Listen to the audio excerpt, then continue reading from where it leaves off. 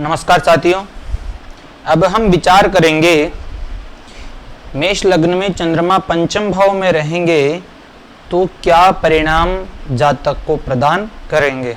मेष लग्न हो और चंद्रमा पंचम भाव में हो तो क्या परिणाम जातक को प्रदान करेंगे। सर्वप्रथम चंद्रमा चतुर्थे से इस जन्म पत्रिका में, इस लग्न में चंद्रमा चतुर्थेश है। चतुर्थेश होने के कारण अगर यह सूर्य के सन्निधि में रहता है, सूर्य के पास में रहता है, तो यह पक्ष बल से हीन रहेगा, और अगर ये पूर्णिमा के आसपास में रहेंगे तो पक्ष बल से बलवान रहेंगे। अगर हीन रहेंगे तो यहाँ का परिणाम शुभ देंगे, अगर पक्ष बल से बलवान रहे तो यहाँ का परिणाम कम देंगे। और क्योंकि न दिशंति शुभं नृणाम सौम्याः केंद्राधिपा यदि क्रूराश्चेद शुभं खेते प्रबलाश्चोत्तरोत्तरम। यह सूत्र कहता है कि शुभ ग्रह यहाँ के स्वामी हो जाते हैं तो शुभ फल नहीं देते हैं, और क्रूर हो जाते हैं तो अशुभ फल नहीं देते। तो यहाँ पर अगर सूर्य के आसपास में रहे तो यह शुभ फल दायक होंगे, अन्यथा नहीं। सूर्य यहाँ पर होंगे तब नहीं हो पाएगा इस स्थिति। तो यह यहाँ पर यह हमें परिणाम देंगे। अब पंचम भाव में ऐसे चंद्रमा रहेंगे तो सर्वप्रथम तो किन्हीं ग्रंथकारों ने कहा है, यदा पंचमे यस्य नक्षत्रनाथो ददाति है संतान संतोषमेव मतिर निर्मलाम रत्न लाभंज भूमिम कुसीदेन नानाप्तयो व्यावसायात। अर्थात कि यहाँ कहते हैं यदा पंचमे यस्य नक्षत्रनाथ हो, नक्षत्रनाथ अर्थात कि नक्षत्रों का स्वामी चंद्रमा यदि पंचम भाव में रहे, यदि पंचम भाव में रहे तो कहते हैं ददाती है संतान संतोषमेव, संतान पक्ष अच्छा रहता है, संतान पक्ष संतोष रहता है, अर्थात कि संतान पक्ष उत्तम होता है, ऐसे जातक होगा। फिर कहते हैं मतिर निर्मलाम, पंचम भाव विद्या का भाव है, बुद्धि का भाव है, तो ऐसे जातकों की मति क्या होती, निर्मल होती है, स्वच्छ मति। फिर कहते हैं मतिर निर्मलाम रत्न लाभम च भूमिम, और रत्नों का भी लाभ होगा, भूमि लाभ भी होगी, क्योंकि चतुर्थ भाव भूमि का भाव है। तो यहाँ का मालिक अगर अपने द्वितीय भाव में बैठेगा तो भूमि से लाभ, रत्न लाभ, भूमि लाभ यह प्रदान करता है। फिर कहते हैं कुसीदेन अर्थात कि जो पैसा उधार देता है और ब्याज सहित पैसा लेता है, यानी कि ऐसे जातक अगर ब्याज पर काम करे तो इनको लाभ प्राप्त होगा। नानाप्तयो व्यावसायात, ऐसे जातकों का व्यवसाय के अंदर भी बड़ा अच्छी तरक्की कर लेते हैं ऐसे जातक। कुसीदेन का अर्थ यही होता है कि अगर कोई ब्याज से पैसा दे, ऐसे जातक ब्याज पर का काम करे तो बड़ा अच्छा फल इनको मिलेगा। चतुर्थेश का धन भाव में हो जाना, चतुर्थ भाव मकान, वाहन, भूमि, सुख इत्यादि है, तो यहाँ का परिपूर्णता से फल प्रदान करेंगे। लेकिन कहीं कहीं पर भृगुसूत्र संहिताकार कहते हैं, भृगुसूत्र के अंदर कहा है कि अगर चंद्रमा पंचम भाव में रहे तो स्त्री देवता सिद्धि ही, अर्थात कि किसी देवी की उपासना करे ऐसे जातक, देवी की उपासना करे, दुर्गा, भगवती, कात्यायनी, लक्ष्मी, सरस्वती इत्यादियों की उपासना करेंगे तो इनके लिए श्रेष्ठ रहेगी। भार्या रूपवती पत्नी भी गुणवान मिलती है ऐसे जातकों के, तो यह स्थिति यहाँ पर उत्पन्न करेंगे। लेकिन यहाँ पर थोड़ा ध्यान रखना पड़ेगा, क्योंकि ग्रंथकार कहते हैं शुभ युक्ते वीक्षण वशात अनुग्रह समर्थ, अगर यह शुभ ग्रह से दृष्ट है या पास में है तो ऐसे जातक अनुग्रह करते हैं किसी के ऊपर भी। अगर किसी को किसी विषय की आवश्यकता पड़ती है, किसी भी द्रव्य पदार्थ की, तो ऐसे जातक उनको दे देते हैं। अगर पाप युक्त हुए तो निग्रह समर्थ है, अर्थात कि वो जातक नहीं देता, ऐसे परोपकारी होते हैं ऐसे जातक। संतान पक्ष बढ़िया रहता है, सब पुत्रवान, एक है पुत्रवान, ऐसा कहा गया है, एक है पुत्रवान, एक पुत्र होता है, पुत्रियां की अधिकता रह सकती है ऐसे जातकों के लिए। तो तो चतुर्थेश का पंचम भाव में बैठे रहना इस भाव से संबंधित फल की वृद्धि कर देता है। मकान, वाहन, भूमि, सुख इत्यादि जो भी है ये जातक को अवश्य ही मिलते हैं। किस्मत अद्वितीय रहती है ऐसे जातकों की। अगर चंद्रमा के साथ में यहाँ पर सूर्य हो तो सूर्य यहाँ पर स्वग्रही होंगे, यानी स्वग्रही रहेंगे। तो महर्षि पाराशर जी के भी मत है कि यो यो भाव स्वामी युक्तो दृष्टो तस्य तस्यास्ति वृद्धि ही, यानी कि ये अपने भाव में बैठे हुए हैं सूर्य और त्रिकोण के स्वामी है। सर्वे त्रिकोण नेतारो ग्राहा सुफल प्रदाह, सभी त्रिकोण के स्वामी शुभ फल प्रद है। तो यहाँ पर सूर्य और चंद्रमा साथ में रहेंगे तो ये शुभ फल प्रद है। यहाँ पर सूर्य अगर केंद्रेश के साथ में त्रिकोणेश स्वयं है, यहाँ पर केंद्रेश जो कि चंद्रमा है, त्रिकोणेश सूर्य है, दोनों की युति रहती है तो यह राजयोग बनाती है, उत्कृष्ट राजयोग, यानी कि एक अच्छा राजयोग का निर्माण करेगी चंद्रमा और सूर्य की युति। इसका फल पूर्व में भी बताया है, जब सूर्य का द्वादश भाव में फल कर रहे थे उस समय सूर्य और चंद्रमा का फल भी मैंने उसमें भी बताया। और बता दूं यहाँ पर यह राजयोग रहेगा। क्यों रहेगा? क्योंकि त्रिकोण और केंद्र के स्वामी दोनों का संबंध, केंद्र त्रिकोण पतय संबंधेन परस्परम इतरई ही अप्रसक्ता से विशेष फलदायेगा।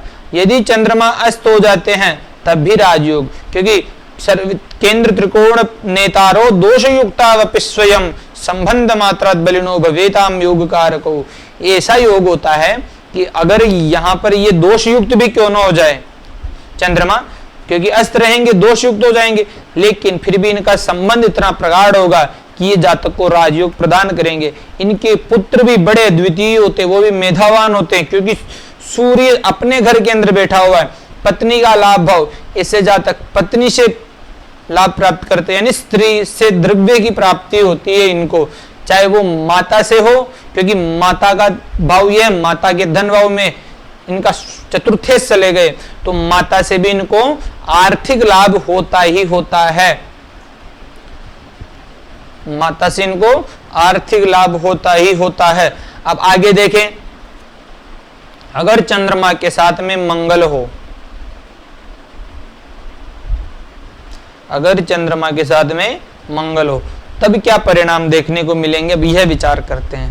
मंगल यहां पर रहेंगे। सर्वप्रथम चंद्र और मंगल की युति गजलक्ष्मी योग का निर्माण करती है, अर्थात कि ऐसे जातकों के पास द्रव्य अनायास चला आता है। वे कृते वर्धतमेव नित्यम, जैसे विद्या होती जितना व्यय करते हैं उतना ही आते हैं। तो ऐसे ही चंद्र और मंगल की युति भी धन के लिए करती है कि अगर जितना खर्च करोगे उतना लक्ष्मी आपके पास चलायमान होकर के आएगी। गजलक्ष्मी युति यह फल जातकों को प्रदान करती है। मंगल यहाँ पर मित्र राशि में होंगे, लग्नेश का पंचम भाव में बैठे रहना बड़ा अच्छा माना गया है।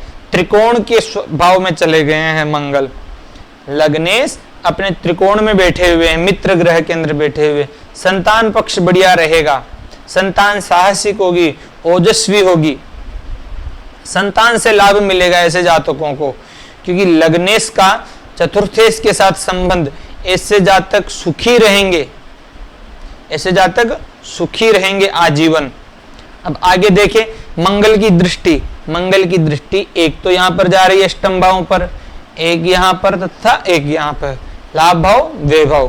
तो मंगल की दृष्टि अष्टम भाव पर पड़ेगी। अष्टम भाव में स्वयं की राशि है, अष्टम भाव में स्वयं की राशि है, तो यहाँ के लिए आयु का भाव वही है, तो जातक दीर्घायु होगा, जातक दीर्घायु होगा। क्यों? क्योंकि यो यो भाव स्वामी युक्तो दृष्टो तस् तस्यास्ति वृद्धि। जो भाव अपने स्वामी से युक्त व दृष्ट रहता है तो उस भाव की वृद्धि हो जाती है, तो आयु की वृद्धि होगी, मानसिक परेशानियां भी होगी ऐसे जातकों को। मंगल की फिर लाभ भाव पर दृष्टि, तो लाभ भाव पर दृष्टि अगर शनि की स्थिति अच्छी है, गुरु की स्थिति अच्छी है तो लाभ अच्छा प्राप्त होगा ऐसे जातकों को, ऐसे जातकों को लाभ अच्छा प्राप्त होगा। अन्य तक, क्योंकि गुरु यहाँ के कारक है, शनि यहाँ के स्वामी है। मंगल की दृष्टि किंचित परेशानीदायक रहती है किसी भी भाव पर, क्योंकि यहाँ पे तो उच्च के तो नहीं होते हैं, मुकुंभ में तो मकर में तो होते हैं, लेकिन यहाँ पे नहीं होते। तो इस कारण यहाँ के भावेश और कारक की स्थिति अच्छी रहती है तो जातक बढ़िया धनवान होता है। लेकिन अगर यहाँ पर वो उनकी स्थिति अच्छी नहीं रहती है तो जितना आपको प्राप्त होना चाहिए था उसमें अवरोध उत्पन्न हो जाएगा। एक दृष्टि यहाँ पर भी रहती है मंगल की, तो आपका अनर्गल खर्चा होगा ऐसे जातकों का। जहाँ पे खर्च नहीं करना चाहिए वहां पर खर्चा करवा देता है मंगल, पैसा मनी यानी कि रुपया अवरोध भी करा देता है। अब आगे बढ़े, चंद्रमा के साथ में अगर यहां पर मंगल ना हो करके बुध हो,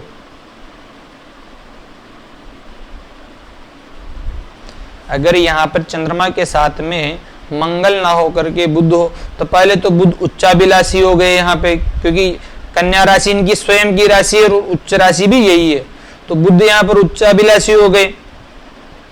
चंद्रमा के साथ में शत्रु है, दोनों चंद्र और बुध शत्रु है, तो ऐसे जातक कल्पनाशील होते हैं ज्यादा। चंद्र और बुद्धि की युति जातक को कल्पनाशील बनाती है, क्योंकि बुद्धि के कारक चंद्रमा है, बुद्धि के कारक बुध है और चंद्रमा मन के कारक है। तो ऐसे जातक सोचते विचारते अत्यधिक है, विचारवान होते हैं, कल्पनाएं ज्यादा करते हैं ऐसे जातक। यहाँ पे त्रिषिणाय पति बनते हैं बुध, पतयः त्रिषिणायानाम यदि पाप फल प्रदा। अगर यह त्रिषिणाय पति अगर पंचम भाव में जाकर के बैठते हैं तो किंचित पंचम भाव की हानि करेंगे। संतान पक्ष को ये देख सकते हैं कि संतान से ना बने, या फिर संतान ऑपरेशन के माध्यम से हो, या फिर ऐसे जातक चिकित्सा में रुचि रखे, साइंस के विद्यार्थी हो, कन्या हो जाए, ऐसी स्थितियां उत्पन्न कर सकते हैं यहाँ पर चंद्र और बुध।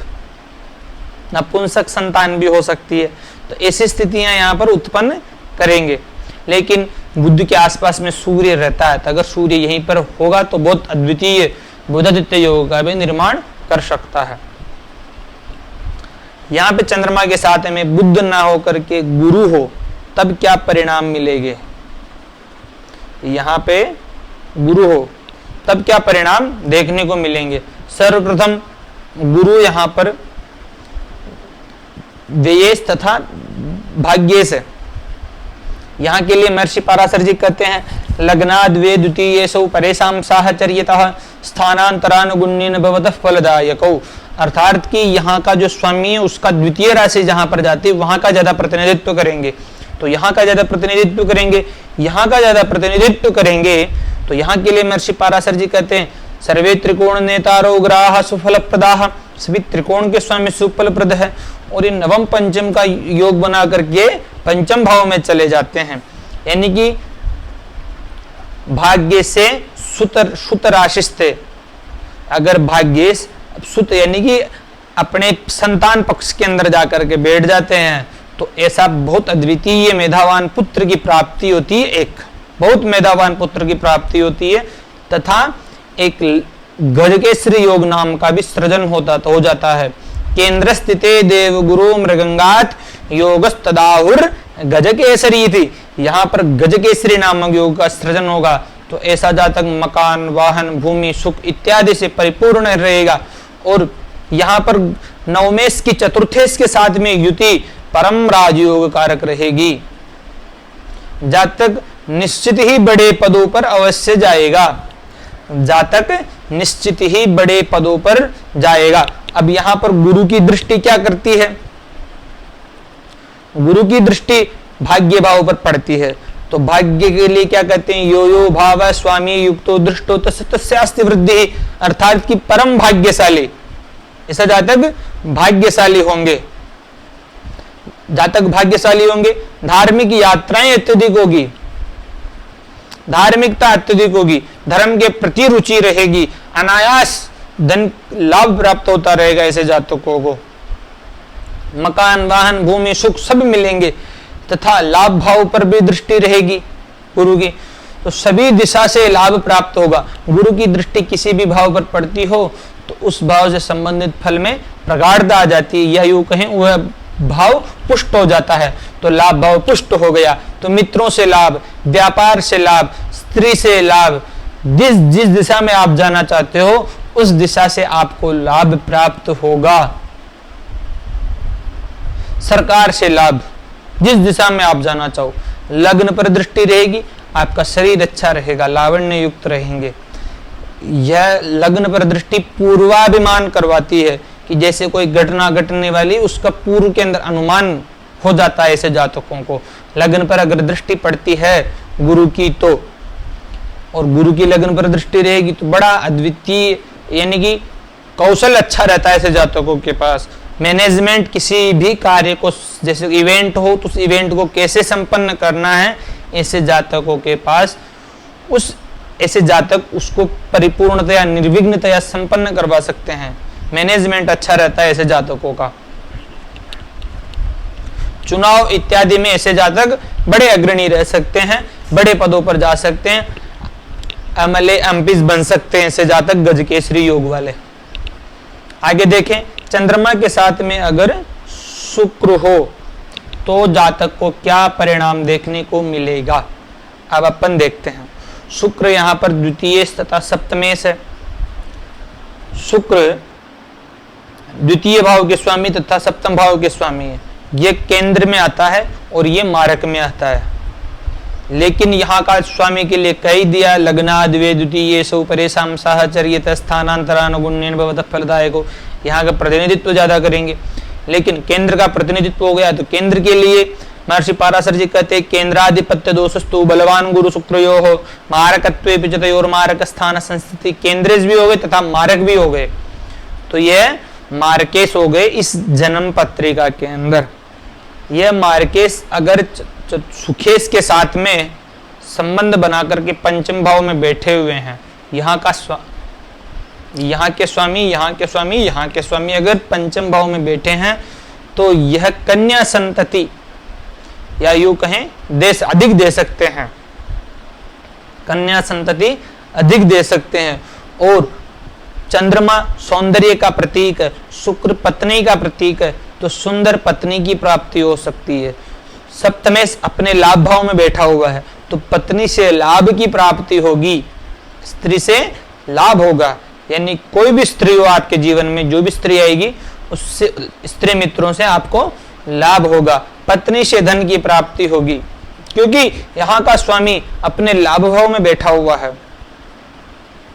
बिजनेस में अगर व्यापार में आप पार्टनरशिप करते हो तो उसके अंदर भी आपको बढ़िया लाभ प्रॉफिट दे करके जाएगा। ऐसी स्थितियां यहाँ पर उत्पन्न करेंगे। चंद्रमा मन का कारक है, शुक्र भौतिक सुख का कारक है, तो ऐसे जातकों का मन प्रायः भौतिकता में जीवन जीते हैं, भोगी होते हैं। यह चंद्र और शुक्र मन हमेशा लग्जरी लाइफ जीने का मन करता है और ऐसे जातक लग्जरी लाइफ जीते ही जीते हैं, क्योंकि चंद्र और शुक्र की युति कहीं ना कहीं गजकेसरी योग का भी सृजन करती है। गजकेसरी योग के समान ही फल प्रदायक होती है चंद्र और शुक्र की युति। धनेश है, धनेश का पंचम भाव में, तो ये धन की विपुलता को इंगित करता है यहाँ पर। तो अब आगे देखें, चंद्रमा के साथ में अगर यहाँ पर शनि हो, चंद्रमा के साथ में अगर यहाँ पर शनि हो तब क्या परिणाम देखने को मिलेगा। चंद्रमा के साथ में अगर यहाँ पर शनि हो, सर्वप्रथम शनि यहाँ पर दशमेश तथा लाभेश बनते हैं। दशम के लिए तो श्रेष्ठ है भाई, न दिशंति सुबंधनाम सौम्या केंद्राधिपायदि क्रूराश्चेत शुभं खेते। यानी क्रूर ग्रह अगर केंद्र के स्वामी होते हैं तो वह शुभ फल नहीं देते हैं। लेकिन पतयः त्रिषडाया नाम दीफा फल प्रदा, त्रिषडाय पति हो गए, यहाँ पर लाभेश हो गए।